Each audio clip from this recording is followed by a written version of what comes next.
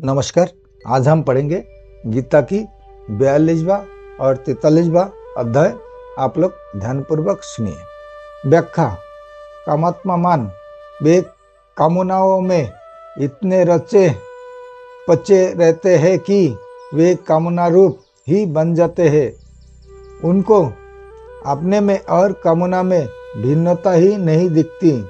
उनका तो वही भाव होता है कि कामना के बिना आदमी जी नहीं सकता, कामना के बिना कोई भी काम नहीं हो सकता।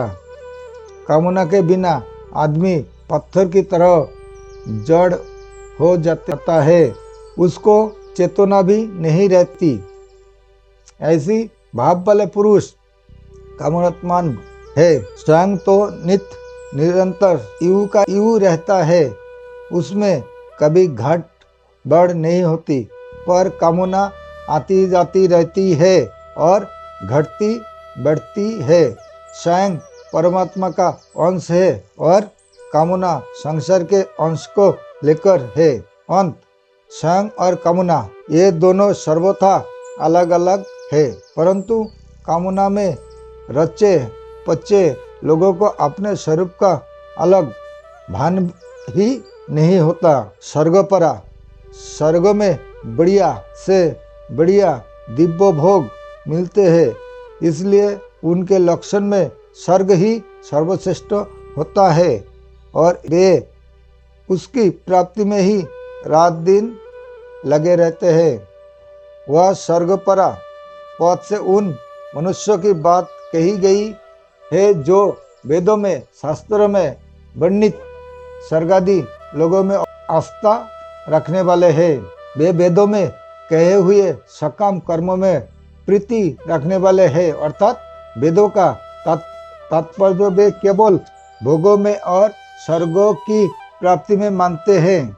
इसलिए वेद बदरता है, उसकी मान्यता में वहाँ के और स्वर्गों के भोगों के सिवाय और कुछ है ही नहीं, अर्थात उनकी दृष्टि में भोग के सिवाय परमात्मा, तत्वज्ञान, मुक्ति, भगवत प्रेम आदि कोई चीज है ही नहीं।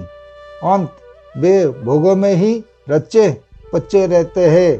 भोग भोगना उनका मुख्य लक्ष्य रहता है, जिनमें सत असत, नित्य अनित्य, अविनाशी विनाशी का विवेक नहीं है।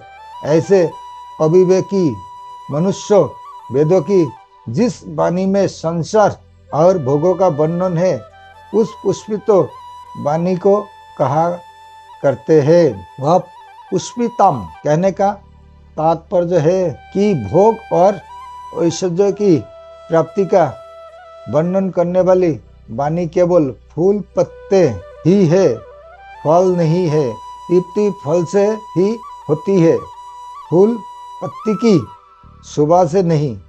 वह वाणी स्थायी फल देने वाली नहीं है।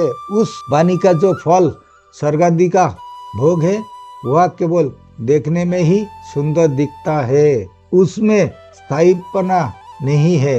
वह पुष्पित वाणी जन्म रूपी कर्म फल को देने वाली है, क्योंकि उसमें सांसारिक भोगों को ही महत्व दिया गया है। उन भोगों का राग ही आगे जन्म होने में कारण है।